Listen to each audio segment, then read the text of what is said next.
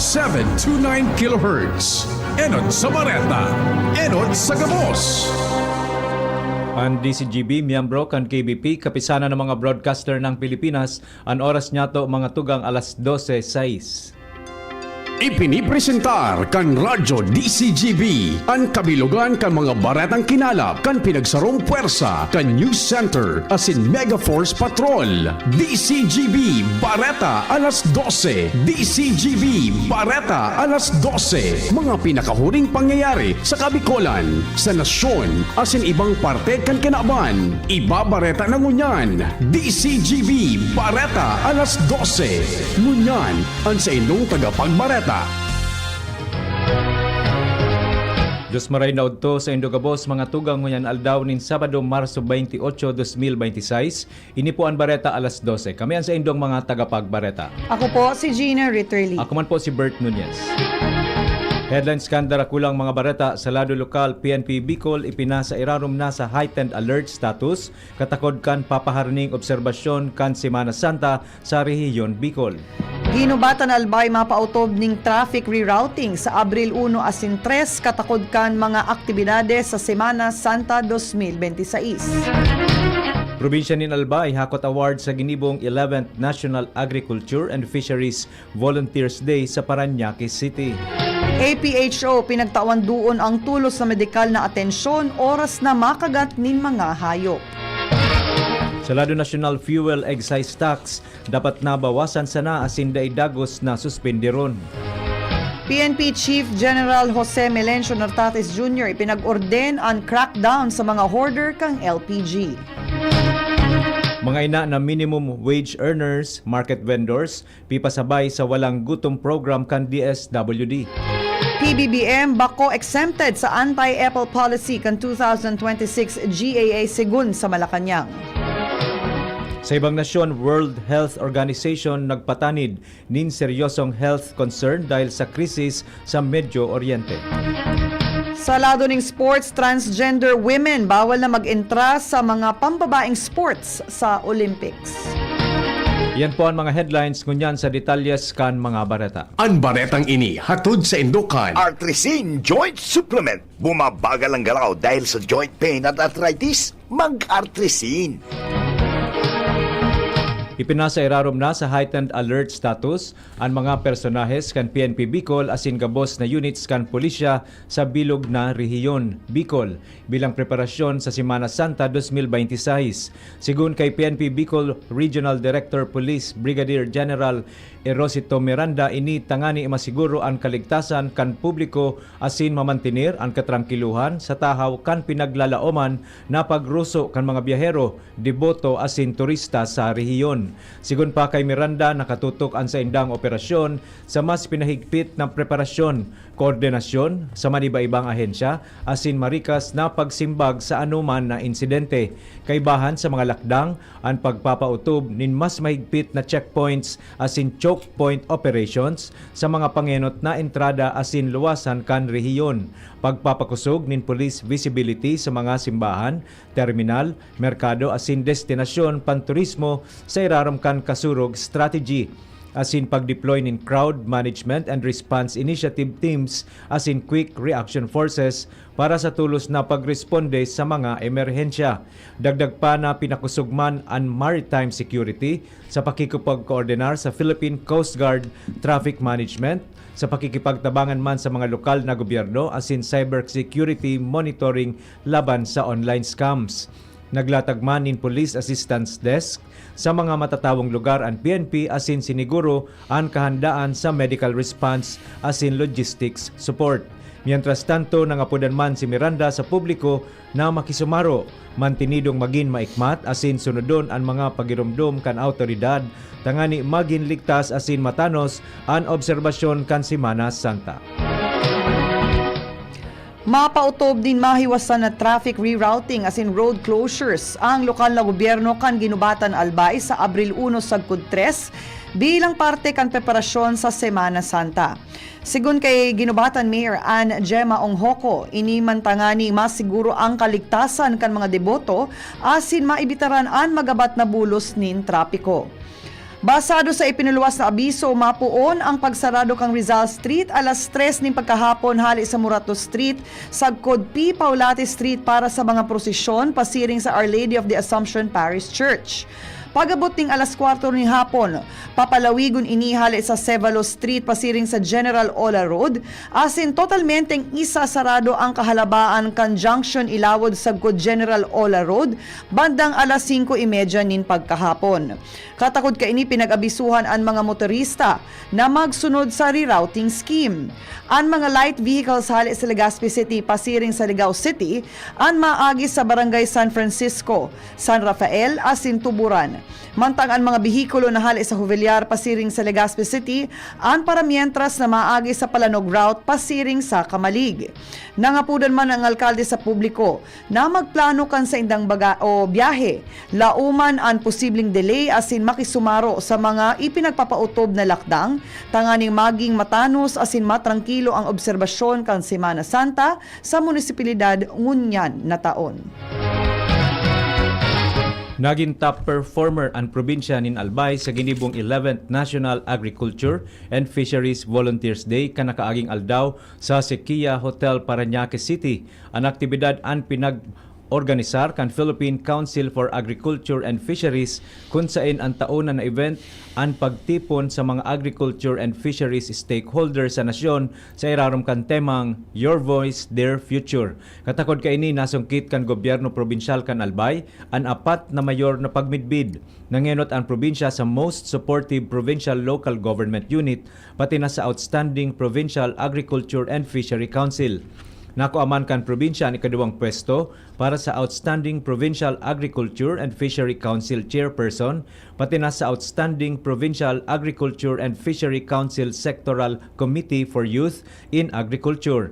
Nasa 80 kontributor sa bilog na nasyon ang pinagrekognisar dahilan kan sa indang naging kwenta sa pagpalangkaw kan participatory governance sa agriculture as in fisheries sector. Sigun man sa Philippine Council for Agriculture and Fisheries, ang selebrasyon nakatutok sa kontribusyon kan volunteers as in stakeholders sa paghulma nin mga polisiya na nagsusuporta sa mga paraoma para sira as in national food security.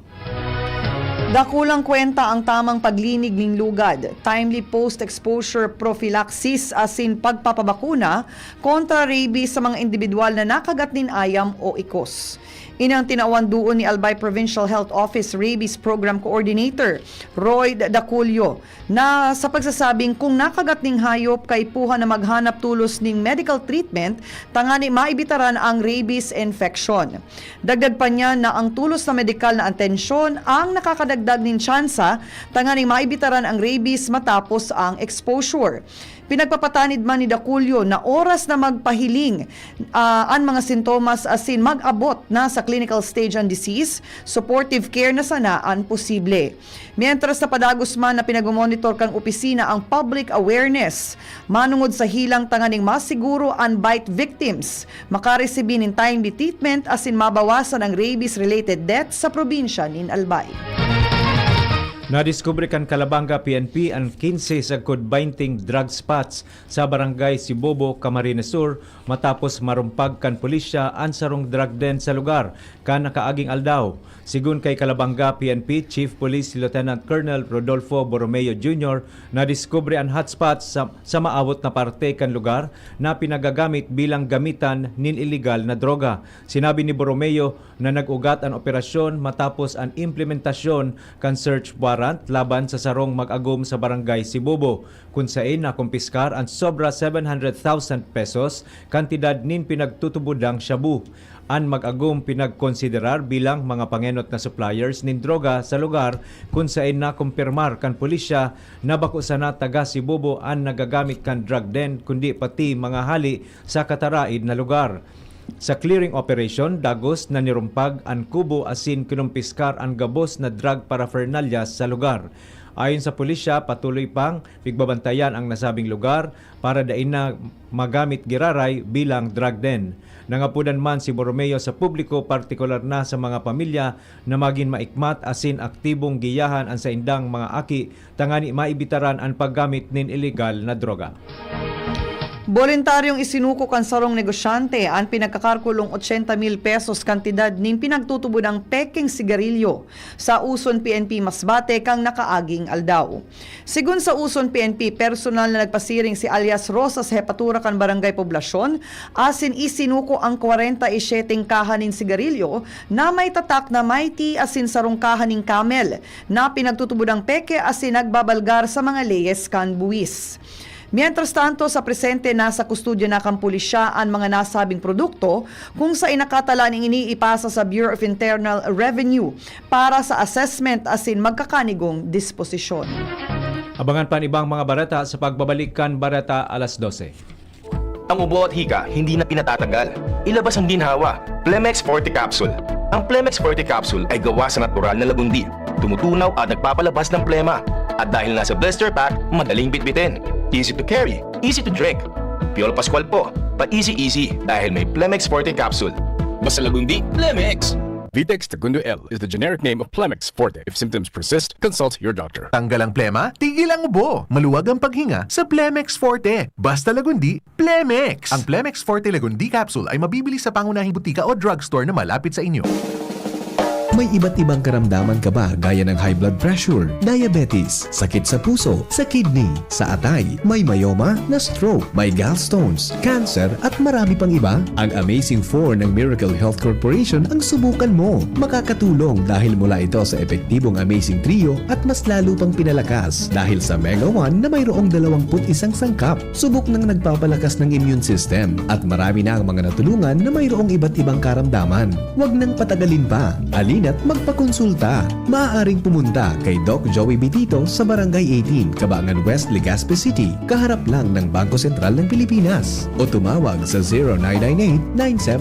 0998-975-8121 or 0917-853-8933 para sa free consultation sa natural medicine. Mapapanood din ang serbisyong natural, kalusugan at bayanihan sa YouTube channel at sa Facebook page na Doc Joey Bitito. Ang atay ay importanteng organ ng katawan. Sa unhealthy lifestyle, maaari itong madamage at humina. For liver health, may Liverate Pro. Ang Liverate Pro ay silimarin and vitamins. With proper diet and exercise, it may help maintain liver health. Liverate Pro ay maaari ding makatulong sa treatment ng chronic inflammatory conditions tulad ng fatty liver. Take it from the pro. Mag-liver up na! Liverate Pro. Mabibili ang Liverate Pro sa lahat ng leading drugstores nationwide. Silimarin plus multivitamins is the generic name of Liverate Pro. If symptoms persist, consult your doctor. Para sa maayos na liver function, Liverate Pro. Liver up na tayo with Liverate Pro. Inihahatod sa inyo kan Department of Environment and Natural Resources, Regional Office No. 5, ang programang Kapalibutan Ta at Tamanon Ta. Kapalibutan Ta at Tamanon Ta. Programang magtataunin informasyon asin kaaraman, manangod sa satuyang kapalibutan, asin sa mandato kan Department of Environment and Natural Resources. Sa tunghinanyugon, kada Huwebes alas 11 sagkod alas 12 nin pagkaudto, Kapalibutan Ta at Tamanon Ta. Hatod sa inyo kang DENR Regional Office 5 asin kan istasyon na ini.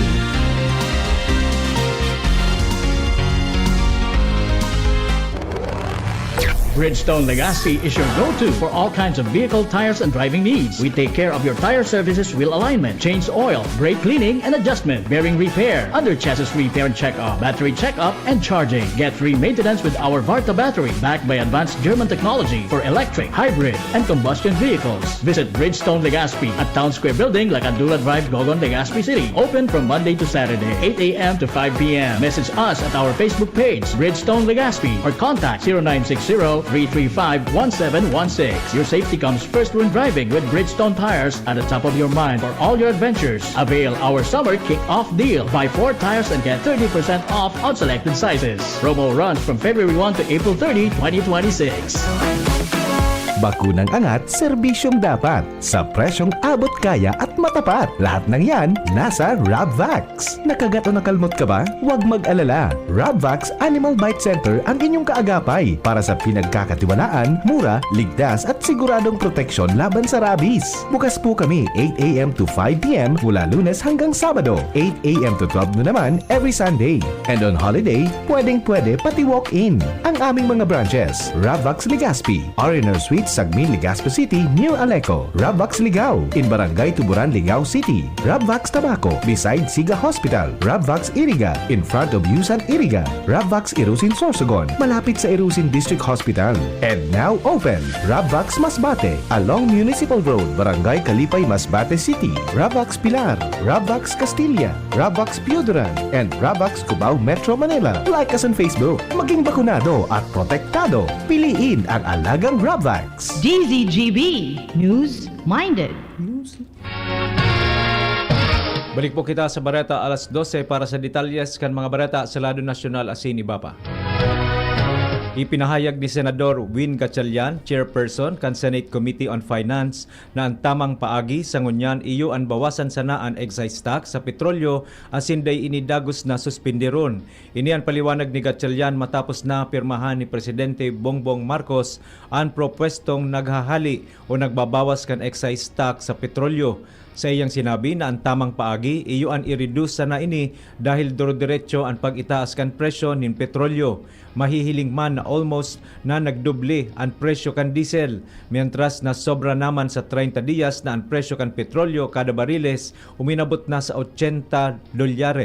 Tinawanin doon ni Gatchalian ang importansya na mamatean kan publiko ang epekto kan pagbawas nin excise tax. Ipinag-orden ni PNP Chief General Jose Melencio Nartates Jr. sa mga lokal na pulis na makusog na i-monitor ang mga retailer tanganing maibitaran ang hoarding asin manipulasyon sa presyo sa tahaw kan kinakaatubang kang nasyon na may kinaaraman sa enerhiya. Sinabi niyang may matanos ng koordinasyon sa mga lokal na gobyerno asin iba pang magkakanigong ahensya para makabilog ng mga lakdang kontra sa hoarding asin profiteering.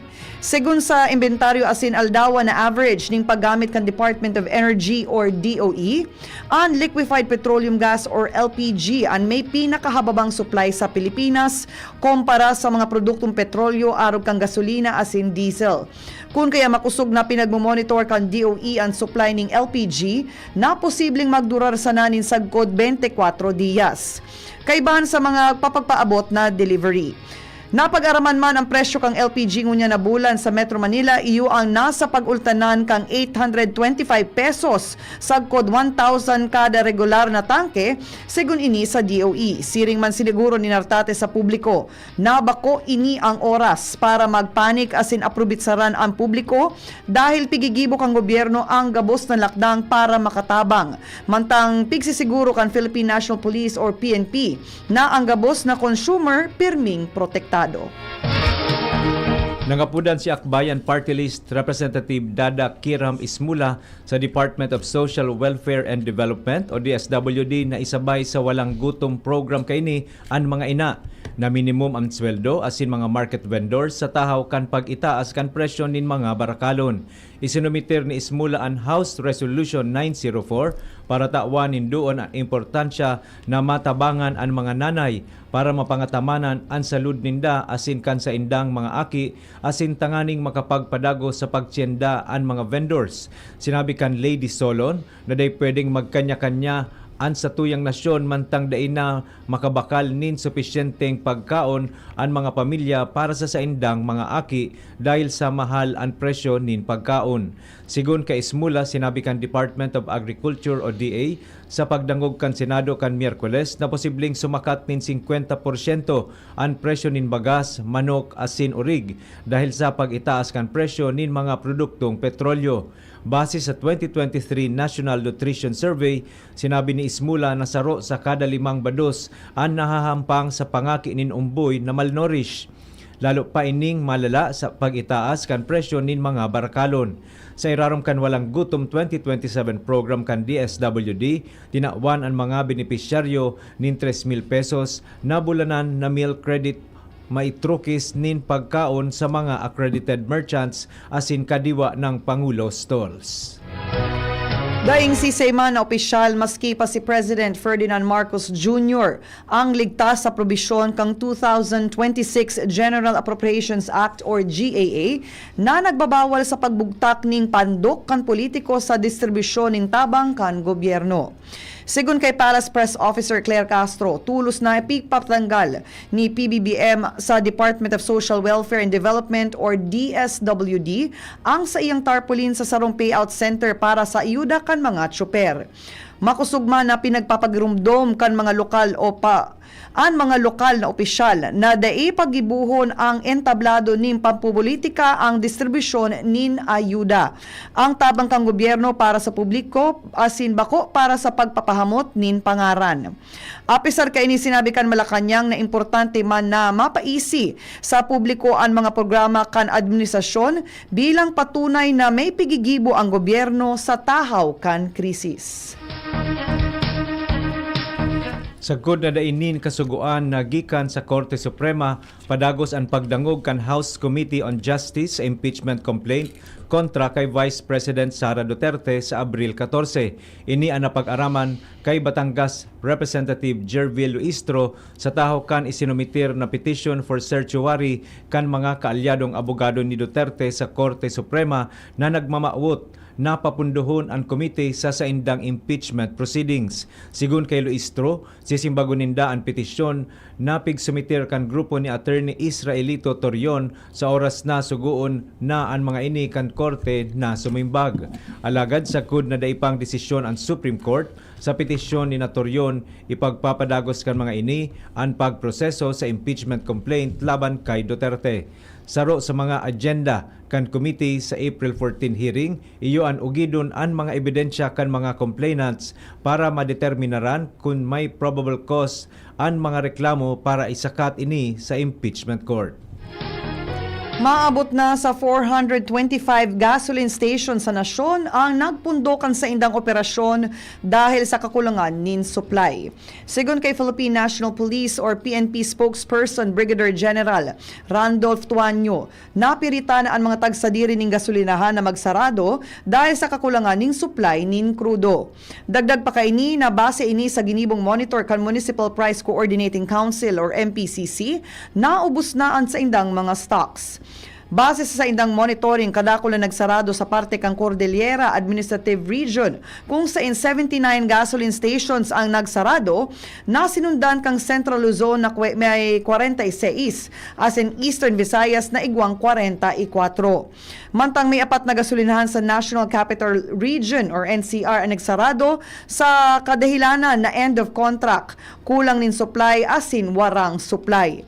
Ang nasabing listahan isinumitir na kan PNP sa Department of Energy.